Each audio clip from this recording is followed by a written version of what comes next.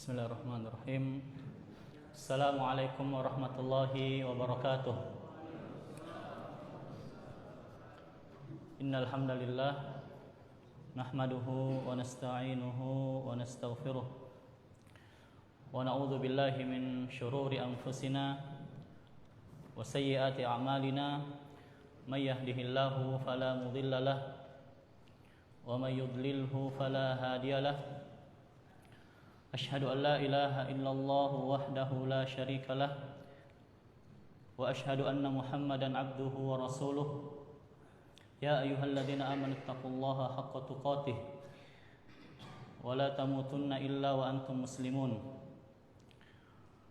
Allahumma shalli wa sallim wa barik ala nabiyyina Muhammadin wa ala alihi wa ashabihi wa man tabi'ahum bi ihsanin ila yaumiddin. Amma ba'du. Para orang tua kami, asatidzah kami, begitupun dengan ikhwah kami, rahimani wa rahimakumullahu ta'ala jami'an. Pada kesempatan ini yang biasanya mengisi adalah Ustadz kita, Ustadz Muhammad Syahrir hafizahullahu ta'ala. Namun karena uzur sehingga beliau tidak sempat membersamai kita di tempat yang penuh berkah ini. Jamaah yang dimuliakan Allah Subhanahu wa taala, pembahasan yang biasa dibahas oleh ustadz kita terkait dengan muamalat, dan yang sampai kepada kami adalah pembahasan tentang riba. Insyaallah ustaz kita akan melanjutkan pembahasan ini pada pertemuan selanjutnya. Adapun kami jamaah sekalian, insyaallah kita akan membahas beberapa hal juga terkait dengan masalah muamalat. Namun tidak masuk kepada perinciannya. Jamaah yang dimuliakan Allah Subhanahu wa taala, Allah Subhanahu wa taala berfirman, kullu nafsin dha'iqatul maut. Setiap jiwa, setiap yang bernyawa akan merasakan yang namanya kematian. Wa nabalukum bisyarri wal khairi fitnah, dan kami, kata Allah Subhanahu wa taala, akan menguji kalian dengan keburukan dan kebaikan. Wa ilaina turja'un, dan kepadanya kamilah kalian akan dikembalikan. Jemaah yang dimuliakan Allah Subhanahu wa taala, setiap kita pasti akan mati, pasti akan meninggal, pasti akan wafat. Tidak ada di antara kita yang akan lolos yang dari namanya kematian itu. Dan jemaah sekalian, sebelum kematian itu datang, maka kita hidup di dunia ini berada pada medan ujian. Semua pasti merasakan yang namanya ujian dan cobaan dari Allah Subhanahu wa taala. Wa nabalukum bisyarri wal khairi fitnah. Kami akan menguji kalian dengan keburukan dan kebaikan. Keburukan jamaah sekalian seperti penyakit, ujian penyakit, ujian kemiskinan, ujian kesedihan, ujian kemelaratan, ujian bencana, musibah, dan seterusnya. Kemudian ujian kebaikan seperti kekayaan, merupakan ujian yang Allah Subhanahu wa taala uji kepada kita. Ketika Allah menitip harta kepada kita, maka itu merupakan ujian untuk kita. Kemudian ujian kesehatan yang Allah berikan kepada kita adalah ujian. Begitupun waktu luang, ya, ujian popularitas keterkenalan kita, ya, ujian juga kecerdasan, begitupun dengan anak-anak keturunan yang Allah Subhanahu wa taala karuniakan kepada kita. Semua itu adalah ujian yang Allah berikan kepada kita. Di dalam firman lain Allah Subhanahu wa taala berfirman, "Alladzi khalaqal mauta wal hayata liyabluwakum ayyukum ahsanu amala." Yang menciptakan mati dan hidup untuk menguji di antara kalian siapa yang paling baik amalannya.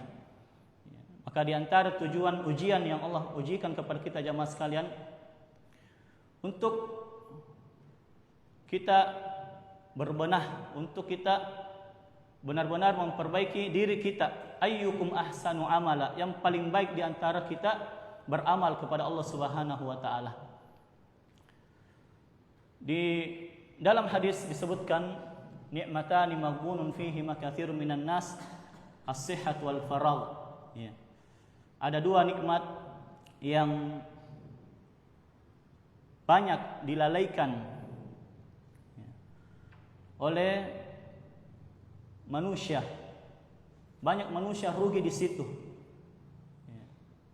Yang pertama adalah nikmat kesehatan dan nikmat waktu luang. Jemaah yang dimuliakan Allah Subhanahu wa taala,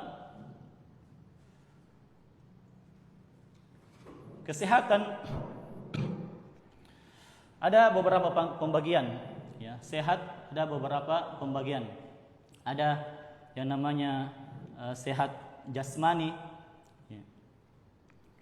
Sehat jasmani ini tentunya adalah sesuatu yang sudah kita ketahui bersama, sehat tubuh, ya, sehat jasad kita. Ketika Allah Subhanahu wa taala memberikan kesehatan ini, maka ini adalah merupakan nikmat yang besar. Maka kita perlu menjaganya, menjaga dengan kita mengatur pola makan kita. Jangan kita makan makanan yang berlebihan, di mana Nabi sallallahu alaihi wasallam bersabda, "Ma mala banu Adam wi'an syarram min batni." Ya. Tidak ada yang dipenuhi oleh anak cucu Adam yang lebih buruk daripada perutnya. Ya.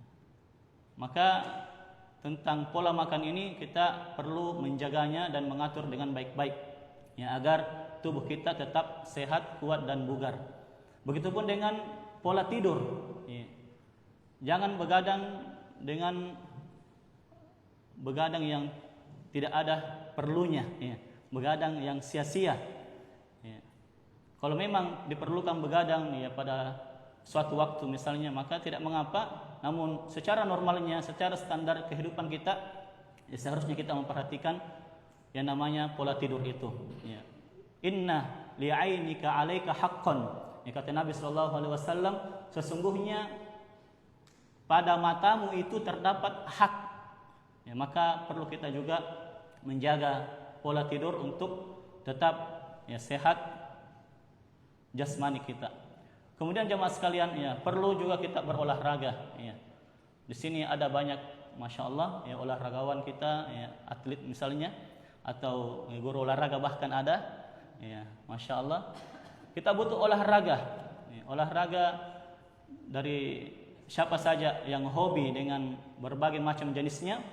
Ada yang hobi mak tembak, ya, ada yang hobi mak bampak, ya, ada yang hobi mas sepeda, ya, ada yang hobi berenang, ya, ada yang hobi berlari, berjalan, ya, ada yang hobi senam kesegaran jasmani dan seterusnya. Ya.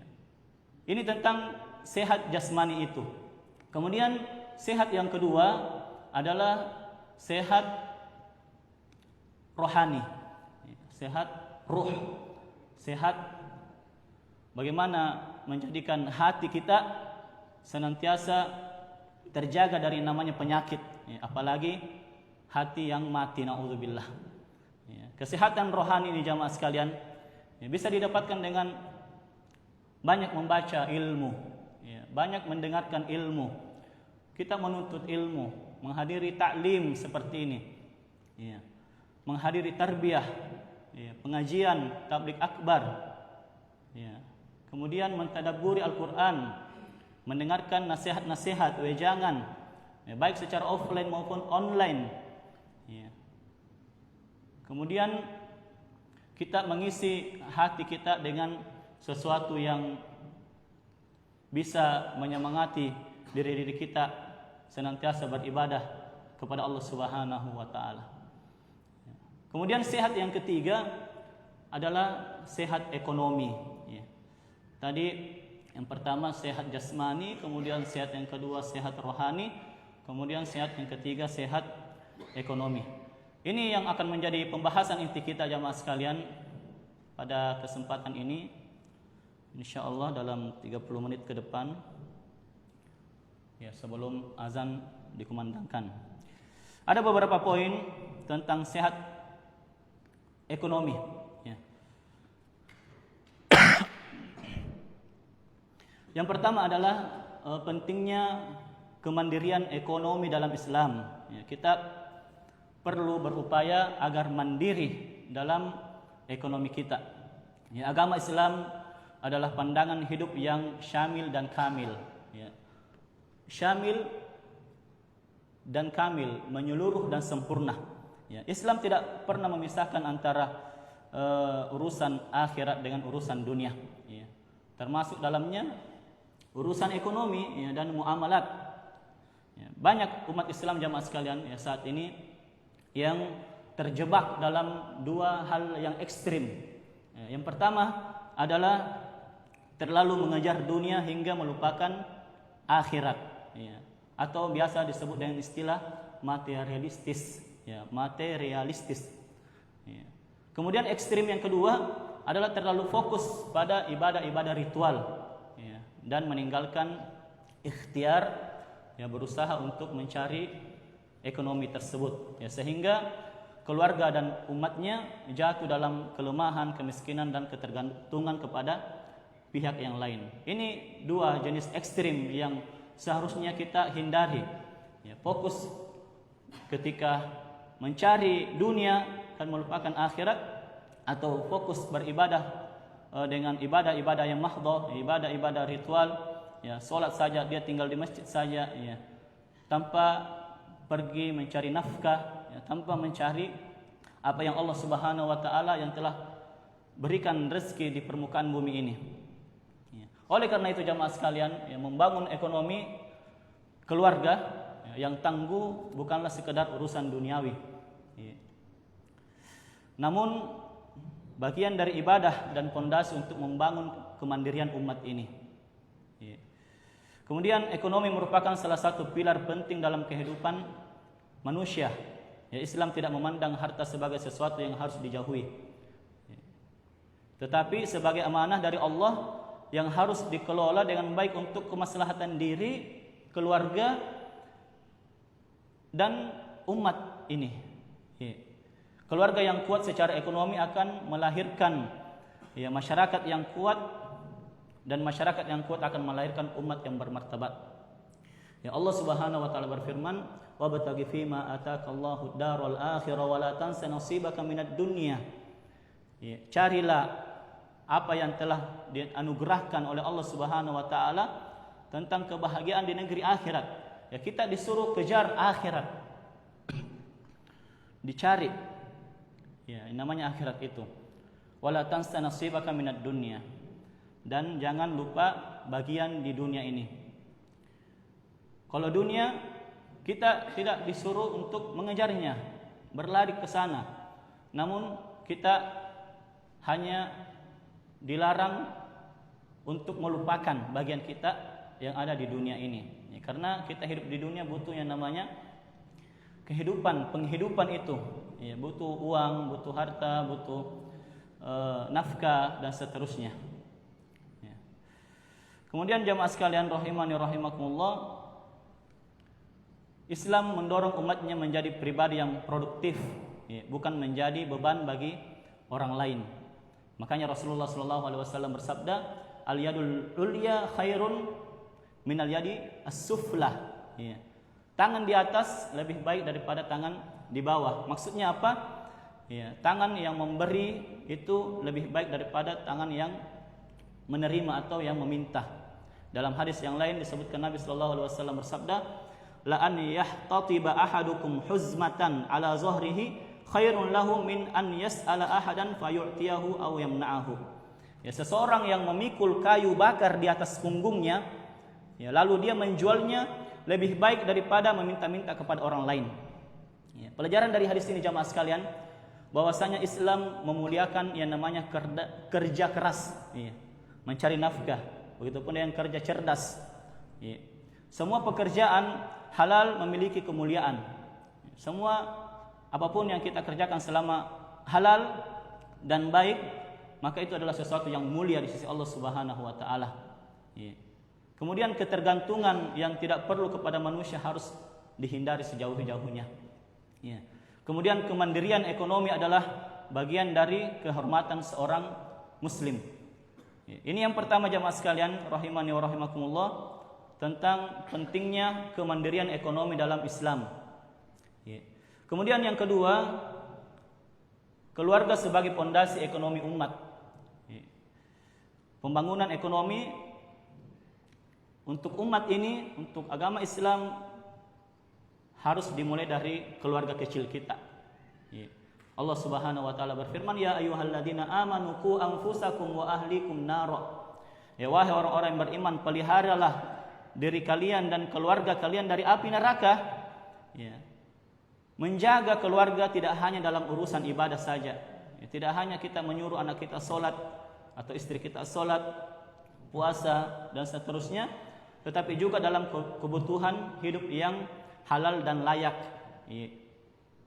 Rasulullah sallallahu alaihi wasallam bersabda, "Innaka lan tunfiqa nafaqatan tabtaghi biha wajha Allah illa ujirta 'alaiha hatta ma taj'alu fi fami imra'atik."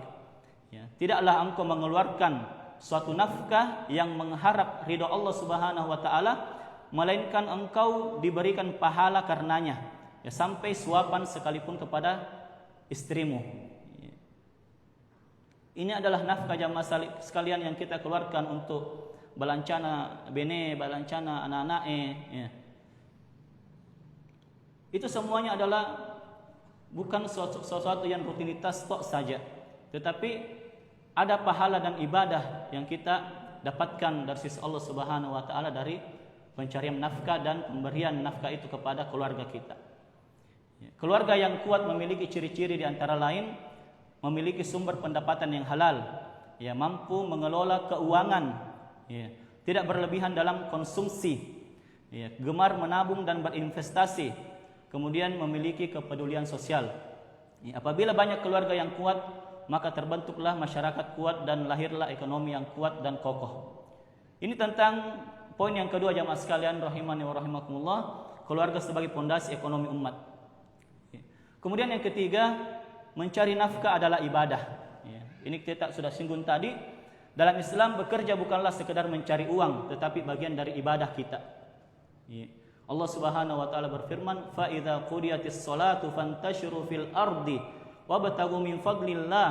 Apabila telah ditunaikan salat, maka bertebaranlah kamu di muka bumi dan carilah karunia Allah, carilah rezeki Allah, carilah nafkah. Ya. Huwallazi ja'ala lakumul arda dhalulan famshu fi manakibiha wa kulu mir rizqih wa ilaihin nusyur. Ya, dialah yang menjadikan bumi untuk kamu mudah jelajahi. Ya, maka jelajahilah di segala penjurunya dan makanlah dari rezeki yang Allah Subhanahu wa taala berikan, dan hanya kepadanya lah kamu akan dikembalikan setelah dibangkitkan. Ya. Kemudian Rasulullah sallallahu alaihi wasallam bersabda, "Ma akala ahadun ta'aman qat khairan min an ya'kula min amali yadihi." Ya, tidaklah seorang memakan makanan yang lebih baik daripada hasil kerja tangannya sendiri. Ya. Karena itu jamaah sekalian, ya, petani yang bekerja adalah ibadah. Ya. Pedagang yang jujur adalah ibadah. Ya.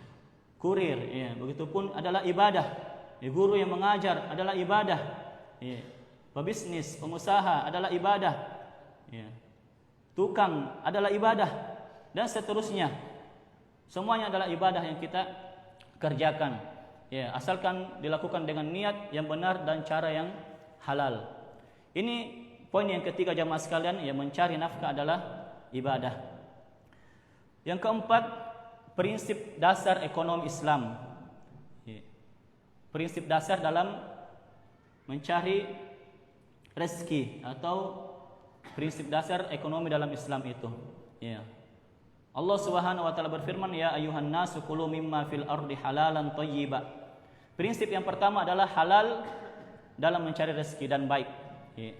Wahai manusia, makanlah dari makanan yang halal lagi baik. Ya, Rasulullah sallallahu alaihi wasallam bersabda, innallaha thayyibun la yaqbalu illa thayyiba. Ya, sesungguhnya Allah itu baik dan tidak menerima kecuali yang baik. Ya, rezeki yang halal jamaah sekalian meskipun sedikit itu membawa keberkahan.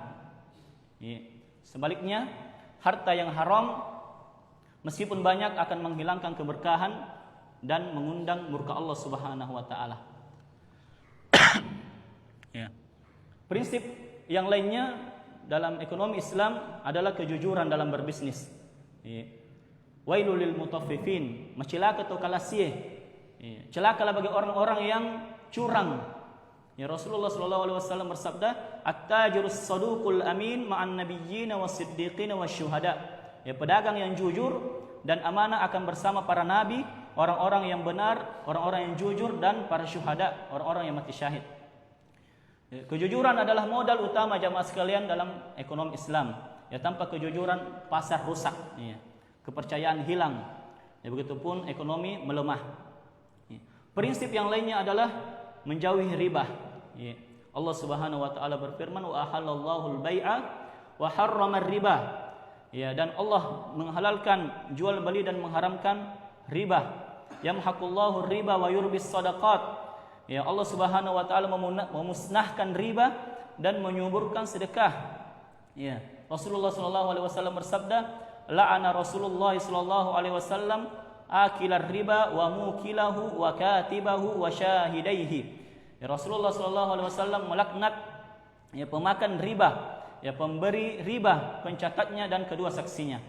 Ya, riba ini jamaah sekalian, ya, merusak keseimbangan ekonomi.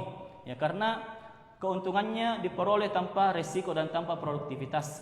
Ya, ekonomi Islam mendorong untuk ya kemitraan, ya bagi hasil, ya perdagangan yang real, kemudian investasi produktif.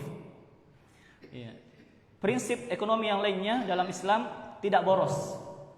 Wala tubadzir tabdzira, innal mubadzirina kanu ikhwanasy syayatin. Ya, janganlah kamu melakukan tabdzir, mubadzir. Sesungguhnya orang-orang yang boros itu adalah saudara-saudara syaitan. Ya, banyak keluarga berpenghasilan besar tetapi tidak sejahtera. Ya, karena gaya hidup yang konsumtif. Ya, tulimak balancami. Ya.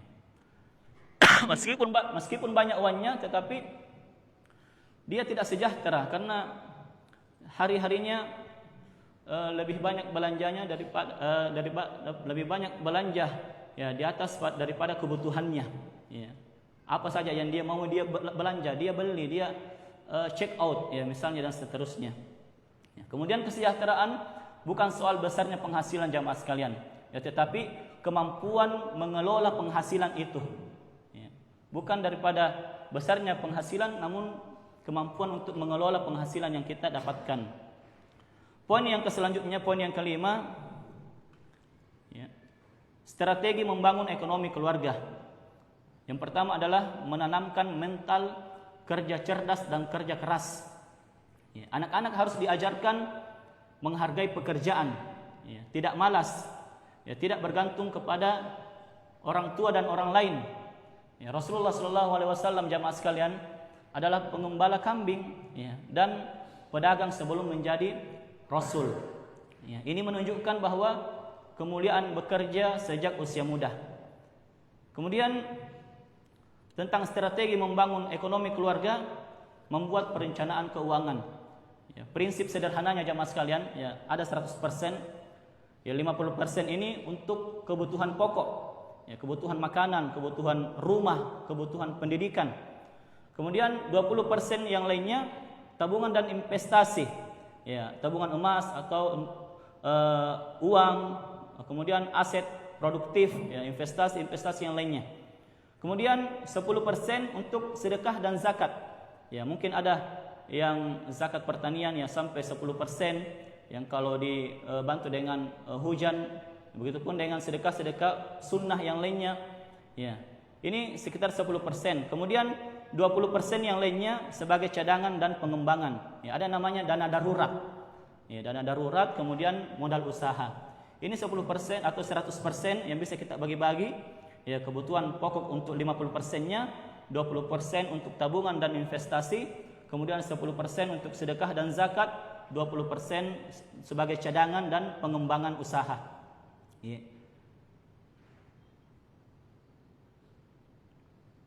Kemudian poin daripada strategi membangun ekonomi keluarga memiliki sampingan yang banyak. Ya, Rasulullah SAW ya, berdagang tidak hanya dengan satu tok saja. Ya. Ekonomi keluarga akan lebih kuat jika memiliki misalnya ada perdagangan ya, atau usaha coklat, ya, ada usaha perlengkapan alat mobil dan motor, ya, ada jasa tenda, ya, masya Allah, ada klinik, ya, herbal, ya, ada pertanian peternakan, ya, ada kuliner, ya, palekok misalnya, ya, begitupun dengan ya, jual beli online dan seterusnya. Ya, sumber pendapatan yang beragam membuat keluarga lebih tahan terhadap krisis yang ada. Ya, ini diantara saran ya, dari strategi membangun ekonomi keluarga itu. Kemudian jamaah sekalian, poin selanjutnya sedekah dan zakat serta wakaf sebagai penggerak ekonomi. Ya, banyak orang menganggap sedekah itu mengurangi harta. Ya, kita bersedekah, uang tak keluar lagi. Ya. Padahal Rasulullah SAW bersabda, "Ma naqasat sadaqat min malim." Ya. Harta tidak akan berkurang dengan sedekah. Ya. Namun Allah Subhanahu wa taala akan memberkahi harta kita. Ya. Allah Subhanahu wa taala berfirman, "Matsalul ladzina yunfikuna amwalahum fi sabilillah," dan seterusnya. Ya, kita sudah hafal ini. Ya, bagaimana dengan keutamaan orang yang bersedekah akan dilipat gandakan pahalanya. Ya, dan akan diberikan ganjaran yang besar dari Allah Subhanahu wa taala. Ya. Dengan sedekah jamaah sekalian, ya, membantu orang-orang yang lemah, orang-orang yang membutuhkan, ya, mengurangi kemiskinan, ya, menggerakkan perputaran ekonomi, ya, dan memperkuat solidaritas umat. Ya, ini tentang sedekah dan zakat serta wakaf sebagai penggerak ekonomi. Kemudian poin selanjutnya adalah membangun ekonomi umat. Ya. Terkait dengan membangun ekonomi umat, kita mengutamakan produk umat, ya, produk sesama kaum muslimin. Ya, ketika kualitas setara, ya, umat seharusnya bersatu untuk menguatkan dan membeli dengan sesama kaum muslimin itu.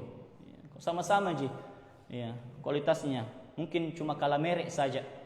Ya, kita bantu saudara kita, ya, sesama kaum muslimin untuk membeli dagangannya misalnya.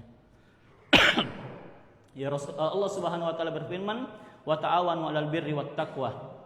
Ya, saling tolong menolonglah dalam kebajikan dan ketakwaan. Ini diantara ya, saling tolong menolong ya, ketika kita menolong ya, saudara kaum muslimin yang lainnya untuk membeli dagangannya. Ya, tidak perlu kita membeli dagangan yang bermerek. Ya, padahal sama ji. Ya. Membeli produk sesama muslim dapat membantu membuka lapangan kerja, memperkuat usaha kecil, dan mengurangi ketergantungan ekonomi. Kemudian jamaah sekalian, berkaitan dengan membangun ekonomi umat, ini bisa juga dengan menghidupkan koperasi syariah. Alhamdulillah ya, kita punya kami di sini, ya, Koperasi Amanah Mulia Ikhlas. Ya, ada ustadz kita ya, sebagai ustadznya di sana. Ustadz masya Allah ya, tentang ekonomi kita di koperasi. Ya. Bisa dengan modal usaha, pengembangan UMKM, ya, dan seterusnya. Jamaah sekalian rahimani wa rahimakumullah. Poin yang ketujuh tentang kisah inspiratif Nabi SAW dan para sahabatnya. Nabi SAW adalah seorang pedagang yang sangat sukses. Beliau memulai berdagang sejak remaja bersama pamannya Abu Thalib, hingga akhirnya mengelola modal besar milik Khadijah radhiyallahu anha. Ya, kesuksesan beliau didasari oleh prinsip moral tinggi yang menjadi teladan dalam dunia bisnis modern. Ya, di antara cara Nabi SAW mengutamakan kejujuran, siddiq, ya, menjelaskan kondisi barang. Ya, beliau selalu membeberkan kualitas produk apa adanya. Ya, begitupun melarang penipuan. Jika ada cacat pada barang, beliau menunjukkannya kepada pembeli dan tidak menyembunyikannya di bagian bawah. Ya, begitupun dengan transparansi harga. Ya. Transparansi harga beliau SAW tidak pernah memanipulasi timbangan atau takaran. Ya. Kemudian selain daripada kejujuran itu, beliau membangun amanah, kepercayaan, ya, menjaga reputasi. Ya. Beliau SAW dikenal dengan julukan Al-Amin. Ya, beliau SAW mengelola dana investor, ya, seperti Bunda Khadijah radhiyallahu anha dengan penuh tanggung jawab sehingga menghasilkan keuntungan yang adil. Ya. Di antara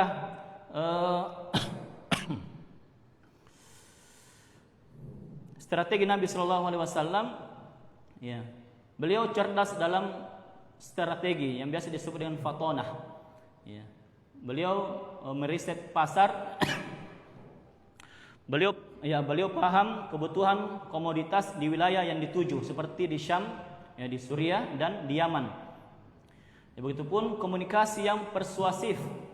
Ya, beliau berbicara dengan santun, ya, jelas, tidak pernah bersumpah palsu demi melariskan dagangannya. Ini perlu dicontoh jamaah sekalian, ya, sebagai pedagang misalnya, ya, tabe atau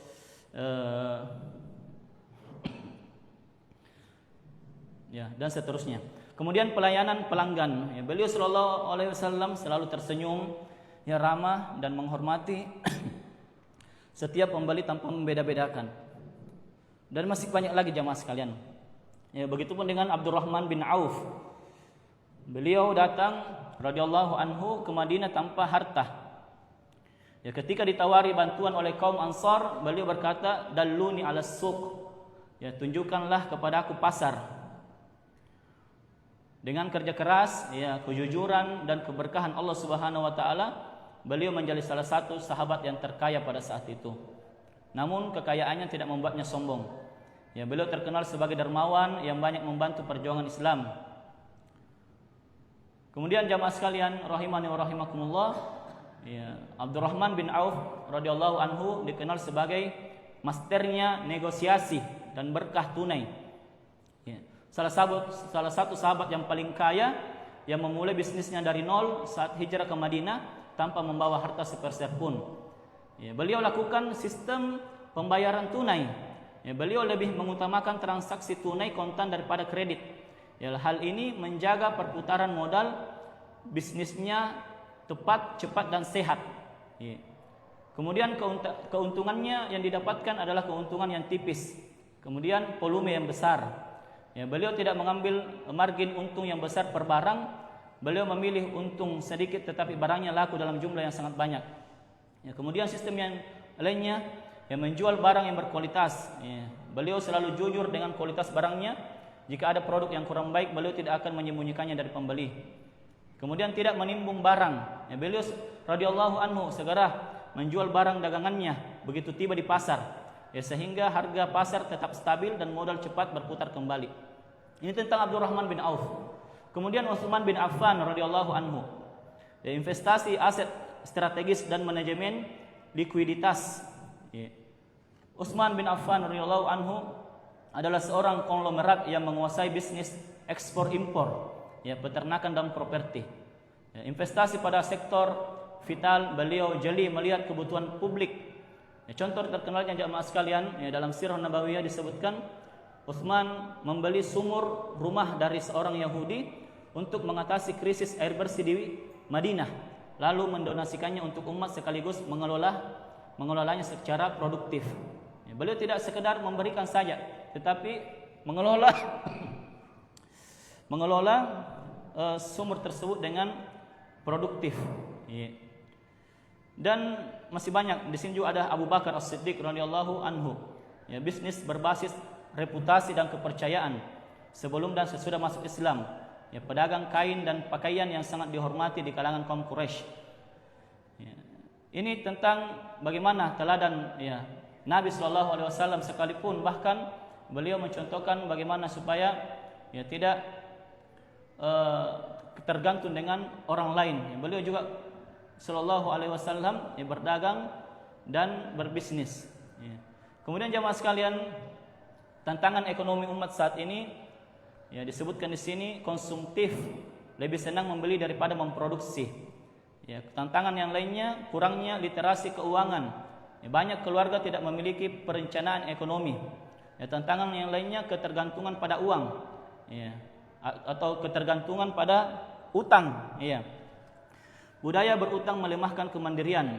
Ya, rendahnya jiwa wirausaha, masih banyak yang hanya menunggu pekerjaan.